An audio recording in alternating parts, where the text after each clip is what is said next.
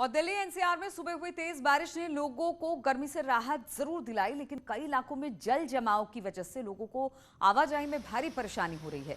दिल्ली के धौला कुआं, मथुरा रोड समेत तमाम ऐसे इलाके हैं जहां पर सड़कों पर इस वक्त पानी भरने की वजह से गाड़ियों को चलने में काफी दिक्कत हो रही है। वहीं बारिश की वजह से आईटीओ पर भारी जाम भी लगा देखने को मिल रहा है। नोएडा में हुई बारिश से भी लोगों को गर्मी से तो राहत मिली। मौसम विभाग ने कहा है कि उत्तर प्रदेश के कुछ जिलों में 2 दिनों तक भारी बारिश देखने को मिल सकती है। पश्चिमी उत्तर प्रदेश के सहारनपुर, मुजफ्फरनगर, बिजनौर, अमरोहा, रामपुर, बरेली में भारी बारिश होने की संभावना है।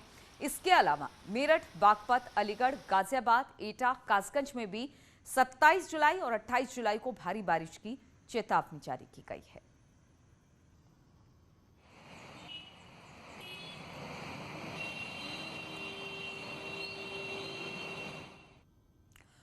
और रुद्राक्ष का आध्यात्मिक पहलू बहुत से लोग जानते हैं, लेकिन इसका वैज्ञानिक पहलू भी है। दरअसल रुद्राक्ष और विज्ञान का भी अनूठा नाता है। एक मुखी से लेकर 14 मुखी रुद्राक्ष के अपने फायदे हैं। इन्हीं फायदों को वैज्ञानिक आयाम देने में मेरठ की एक संस्थान जुटी हुई है। इस संस्थान में रुद्राक्ष पर रिसर्च किया जा रहा है।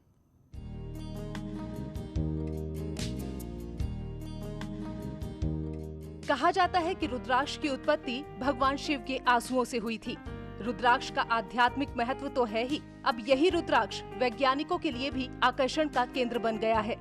रुद्राक्ष के वैज्ञानिक पहलू पर मेरठ की एक यूनिवर्सिटी में शोध किया जा रहा है, जिसके परिणाम बेहद उत्साहित करने वाले हैं। रुद्राक्ष पे हमारे यहाँ पर बहुत सारी लैब्स में काम चल रहा है। मैं किसी एक लैब का आपको, जैसे हमारे यहाँ प्लांट टिश्यू कल्चर में काम चल रहा है। आप जिस लैब में खड़े हैं, ये प्लांट टिश्यू कल्चर लैब है। यहाँ पे हम टिश्यूज़ के थ्रू प्लांट्स को ग्रो कराते हैं, कैलस की फॉर्मेशन कराते हैं। रुद्राक्ष की मैग्नेटिक वैल्यू बहुत ज्यादा है और यही चुंबकीय शक्ति इसको अलग बनाती है। न सिर्फ इस विश्वविद्यालय में रुद्राक्ष के वैज्ञानिक पहलू पर रिसर्च की जा रही है, बल्कि इस यूनिवर्सिटी में हर तरफ रुद्राक्ष के पेड़ नजर आते हैं। यहाँ 1001 रुद्राक्ष के पौधे रोपित किए गए हैं। इस संस्थान में पहुँचने पर ऐसा लगता है मानो हम हिमालय की वादियों में घूम रहे हों। यहाँ विपरीत क्लाइमेट में भी ये पौधे खूब फल फूल रहे हैं। रुद्राक्ष ही क्यों, आपने एक सवाल पूछा, क्योंकि बहुत सारे ऐसी प्रजाति हैं पेड़ों की जो आज खत्म होने की कगार पर है। दूसरा ये माना जाता है कि कुछ प्रजाति यहाँ होती नहीं, वो हिमालय पे होती हैं।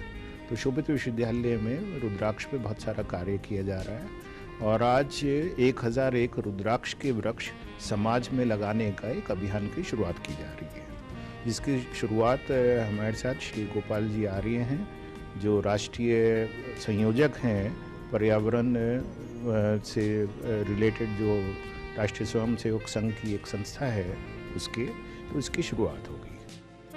प्राचीन ग्रंथों में भी इसे चमत्कारी और दिव्य बताया गया है। मान्यताओं के अनुसार रुद्राक्ष धारण करने से बीपी सहित कई बीमारियों से राहत मिलती है। अब जब इस पर अनूठी रिसर्च शुरू हो गई है, तो बहुत जल्द रुद्राक्ष के नए रहस्यों से भी पर्दा उठने की उम्मीद बढ़ गई है। उमेश श्रीवास्तव, न्यूज़ 18, मेरठ।